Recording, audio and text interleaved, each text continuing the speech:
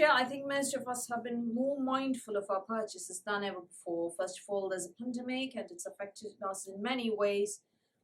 We wondering whether we're using as many products as we used to while in lockdown, and financially there have been problems. So there's that. There have been fewer launches than before, and we're also more mindful about the environment and how that's being affected by our consumerism. Despite all of that, there are certain products that, when I say these are the things that I regret not buying, I don't mean, oh, I wish I could buy them, I want them, I am going to buy them if they come back in stock. That is not what I mean.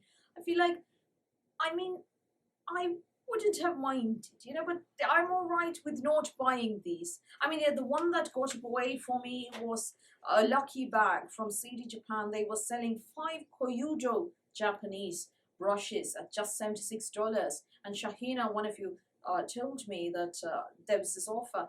And there was also another 10% off for first-time customers. And I hemmed and hawed for 24 hours. That's it. The very next day, sold out, gone.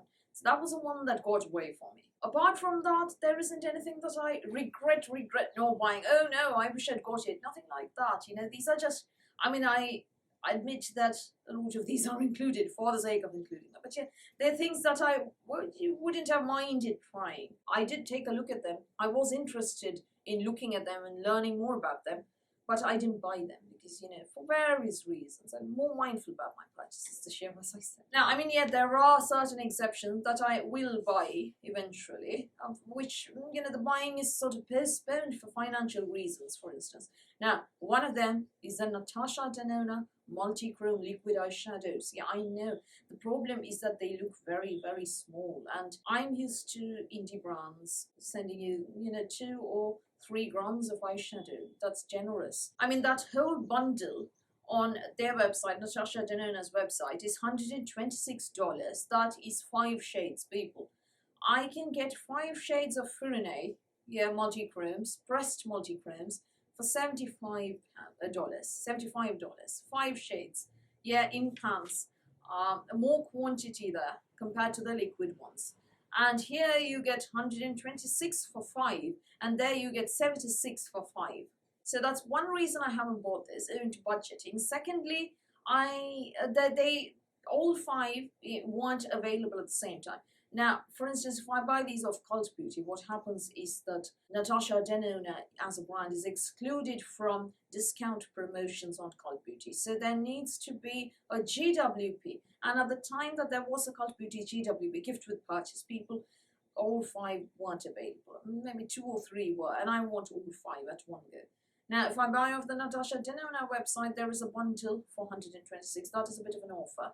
The problem there is that you have to pay shipping. So hopefully I'll be able to buy these one day. Another one that I want to buy eventually, but the cost is insanely prohibitive, is Clearnat Cosmetics Jeweled Multi-Chrome. They have a custom bundle. You can pick any 6 eyeshadows of your choice. So, and the shift there is insane. Particularly after seeing Temptalia's reviews, I badly want these. But the cost and the shipping, insane cost there.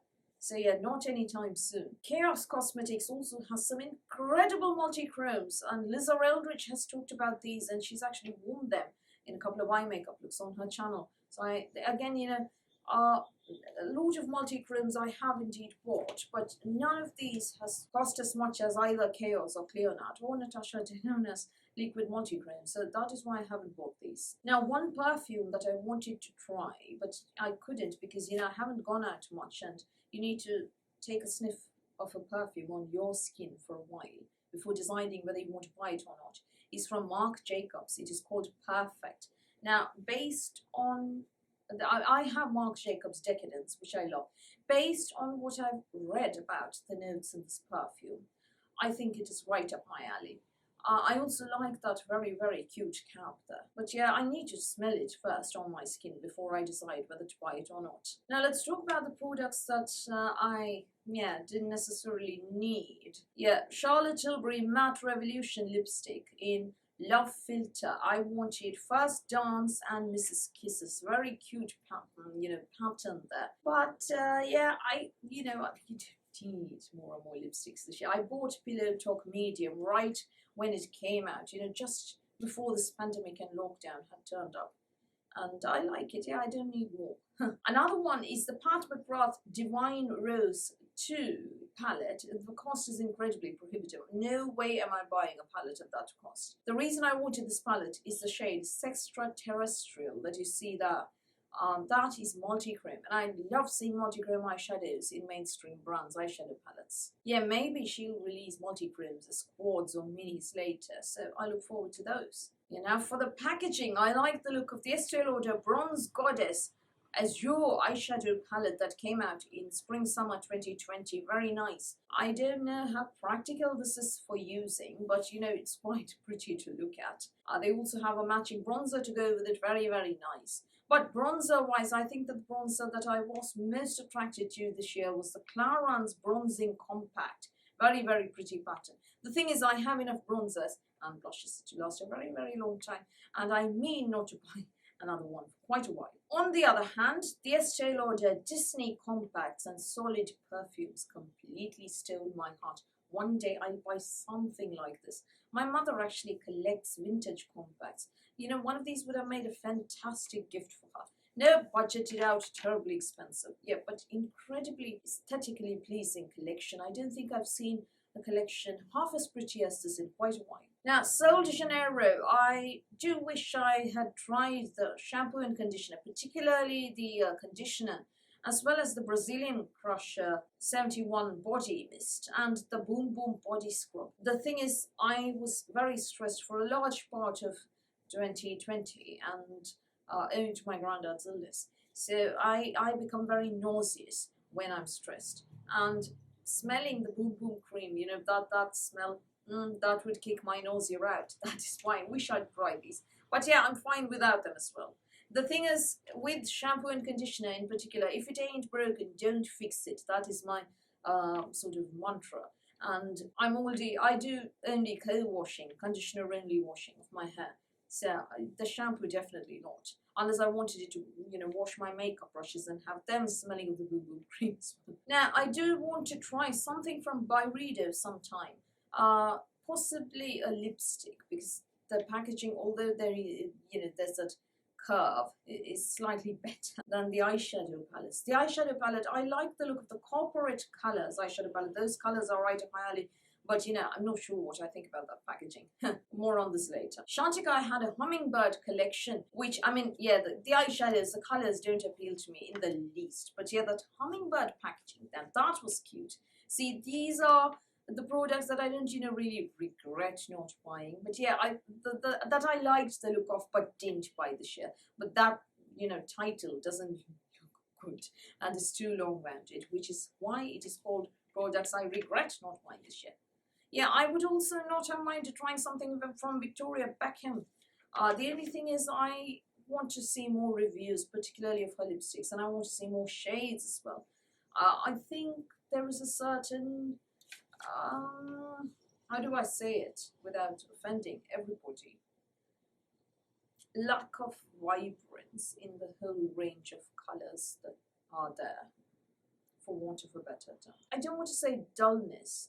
I do think there need to be more shades. So hopefully you understood, no offense meant at all. I think that the eyeshadow palettes do have that quality. Maybe that's why, you know, she thinks that you should, you know, emphasize your eyes and your lips should be a step back. Maybe that's what it is all about. I don't know. Now, I hope to buy one day a Suku Comfort Lip Fluid Fog lipstick, because finish looks absolutely amazing, but I do want to check out every color and every swatch ever before I decide to buy.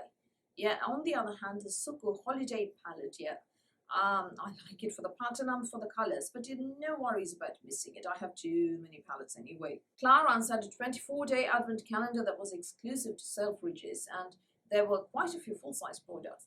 There were, I mean, the vast majority I could justify and find a use for, but yeah, I have too many advent calendars this year anyway. I do want to try out the Murad Vitamin C, but again, you know, I have this if it ain't broken, don't fix it. I like a K-Beauty Vitamin C. You see that in my skincare favorites if you haven't already. And I also like a couple of Western brand Vitamin Cs. So there's no point in trying more and more Vitamin Cs just for the sake of trying. You know, if you already like something and it works for you, they're all going to oxidize anyway. Lisa Eldridge Lip Kit Floral Fantasy. Definitely regret not buying that gorgeous, gorgeous, gorgeous, pouch. I mean, they didn't have one in Affair, Velvet Affair. That was my favorite one and the one that I wanted. So hopefully next year, if she does a Velvet Affair Floral Fantasy kit, hang on, I already have the lipstick. But I think I'd be better off buying the gloss for blush and Velvet Blush and Velvet Affair, and the lip liners, both of them separately. I do wish you'd sell the Floral Fantasy pouches separately. Wouldn't mind buying one at all. Peace Out Skincare, a very new brand to me, has an acne serum, and apparently it contains niacinamide and salicylic acid and vitamin C, well, everything really that you need for anti-acne treatment. It is on my wish list. The ingredients list looks good, and I have enough masks in it to justify buying any acne treatment product for a very long time indeed. Wet n Wild had a My Melody palette, and from my childhood, my uncle came down when I was very small, and he brought home some. I mean, when I say uncle, he's not that much older than I am, yeah? So he brought a lot of Sanrio goodies because he'd gone to Japan just before that.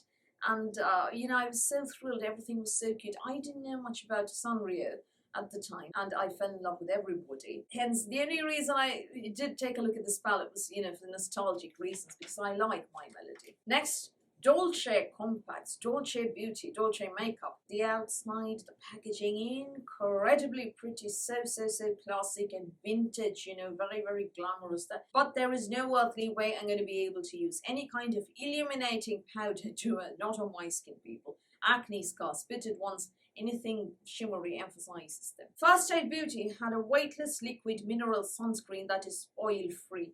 I did eye it, but then again, if it ain't broken, don't fix it. That's the policy here. And I really, really love my Quartz tinted mineral SPF. So that's oil-free.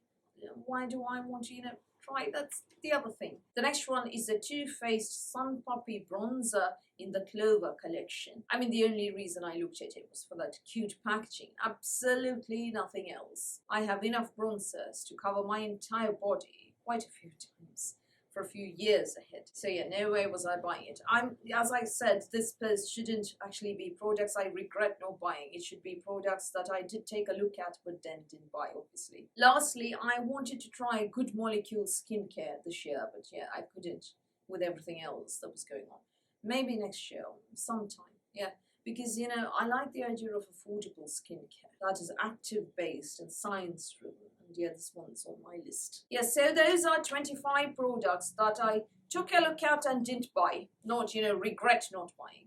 Which are yours? Which are the ones that got away for you? Do tell me that in the comments below. So that's all from me for today. Thank you for watching this video. Please do give me a thumbs up. Please do the subscribe button. Please do ring the notifications bell, and I'll speak to you soon.